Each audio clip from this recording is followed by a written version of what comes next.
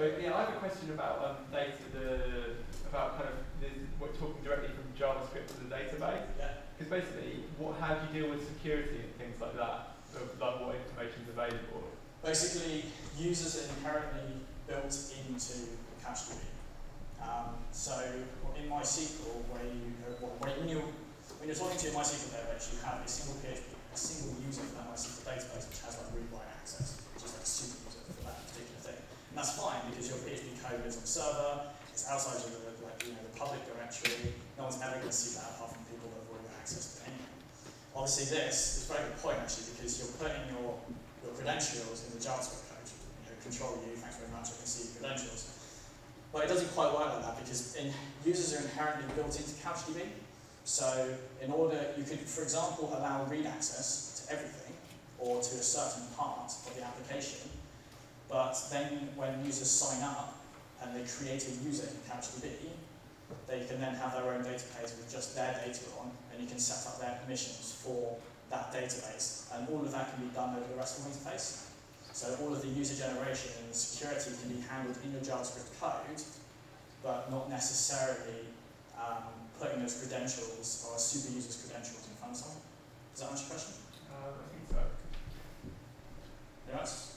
Yeah, I've been doing relational databases for ever, really, since I started doing IT stuff. And I can always show someone how one works, get more relation, daily diagram, and say, look, there's your orders, there's your customers, each customer's got a pile of orders, and so I can straight away show you how that works. What can you show me so I can see how CouchDB works? Same thing. So instead of, when you do RDBMS, you create your diagram first, and then you go and implement that diagram, and then you show them the diagram, or whichever way around.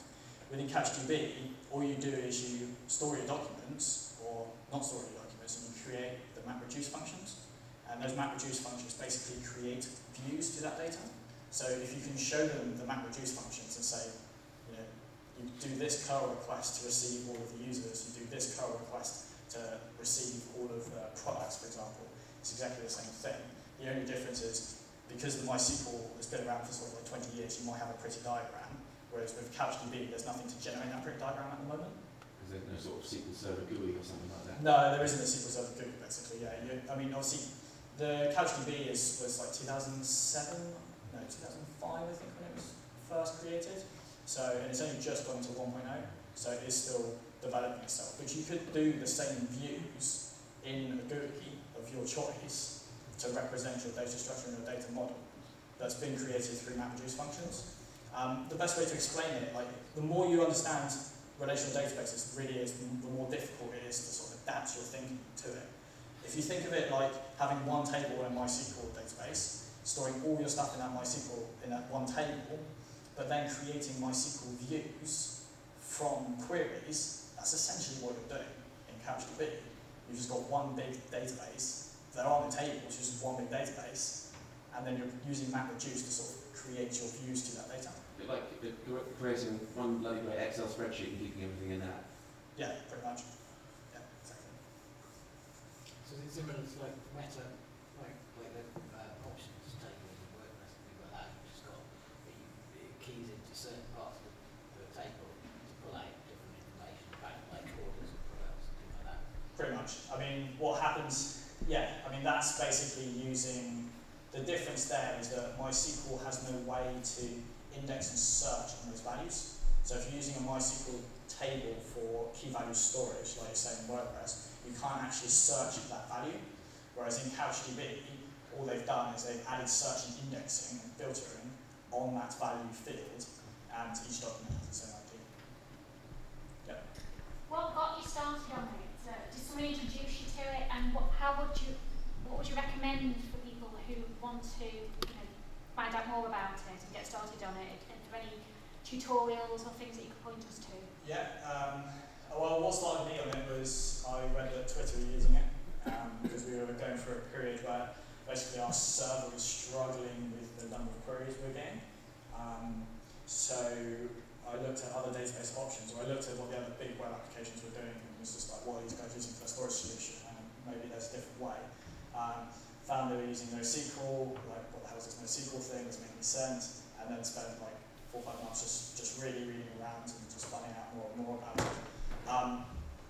like I said, it took me quite a while to get my head around the whole NoSQL thing and to get out of queries, but once you understand what's actually going on behind the backgrounds, it's quite easy to get through.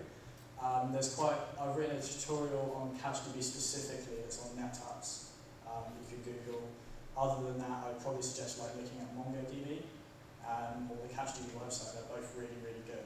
And Jan, who's one of the core contributors for CouchDB, has done quite a few videos for like BBC and some workshops. All those videos I think are on the CouchDB wiki, so it's really good just to sort of read those. I'm just trying to get clear in my head. Is NoSQL a language? No. How would you start? How would you like make a database? Do you do it on a command line? Is there like a tool that you use to do it? So NoSQL is basically, it stands for not only SQL. Right. So it's just to say it's not something that's trying to beat SQL. It's just saying that SQL isn't the only option to do things. You can do things other ways. And NoSQL is sort of an umbrella term. Is the Web 2.0 trendy term everyone keeps talking about. And under that term is a set of technologies like CouchDB, MongoDB, Cassandra, Hadoop. Those are all based on this NoSQL sort of concept. And so what's the second part? So the question was, how would you kind of set up a CouchDB database? Is it a command line thing? Is there a tool that you use? Once you start CouchDB, the server, you go into something called Futon, which is essentially PHP-MyAdmin, but just for CouchDB. And then you just go and set your database up in there. If you're doing, but obviously everything that Futon's doing, Futon's an entirely client-side application, so it's all written in JavaScript. Anything that Futon's doing, from creating a database to creating users to creating documents and MapReduce functions, all of that stuff can be done over the REST API. Right. So you could just essentially whack out the terminal and just start curling. Right. As long as you know the password, right? Yeah, exactly. As long as you know the super user, yeah. I mean, it's funny because there's a website called the Changelog. I think it's the changelog.com or .org, and they do a podcast, and they had one of the guys who's a core contributor in MongoDB, and they said to him, what do you think of the curl interface and like exposing your data? And basically MongoDB have decided that they don't really want to add a curl interface because they think that there should be this application tier between your database application and your client-side application. I'm on the other opinion. I think that you can have the database semi-exposed. So, for example, if you're just reading products are just open. Why would you close them off? You don't need to close up everything. You can just close off the bits you don't need or the bits you don't want to show. And then you have your application tier by the side. So, for example, you're still going to need PHP code. You're not going to destroy it completely because how do you send an email? CouchDB doesn't know how to send an email. So you just need to make sure that you're telling PHP, right now I've created this user, now I'm going to send this email. So you're actually using your application tier by the side as opposed to on top. Any more questions? Yeah. So have you transitioned your own site now to run CouchDB? Basically, the site at the moment hasn't really evolved in like the last 10 years. And we're only recently now starting to re-architect everything. The problem is there's actually no single SQL abstraction on the current site. So there's no way architecturally we could swap this out because it's just being used everywhere and there's no single point of contact. We're looking to implement it in sort of the next 14 to 16 months. Once the site's been re-architected into an actual framework, I can then take the core components talking to MySQL, swap it out with CouchDB, and then we can start using the new data. Are you going to provide any APIs? For the Magic Seaweed, because at the moment you download an image with the import on, but is there any plans to kind of expose more APIs to get the data out? Yeah, I've written an API which is kind of private at the moment, which is running the new generation of mobile apps and is running the new RLI website. We're going to do it, and we're going to give you like 3 to 5 days forecast. It's just time at the moment to make sure it's ready to go public. There's nothing wrong with the API. I mean, it's running all the traffic for the mobile stuff, so it's fine. We just like I said. And the other thing as well, if we start, it goes back to that read-write thing. That picture of all that crowd. If tens of millions of websites start using it, there's just no way our current code can scale. So we need to bring our code into a place where we can horizontally scale it before we can start accepting other websites using that data. Right, out of time. No, brilliant. Excellent. Thanks very much for that.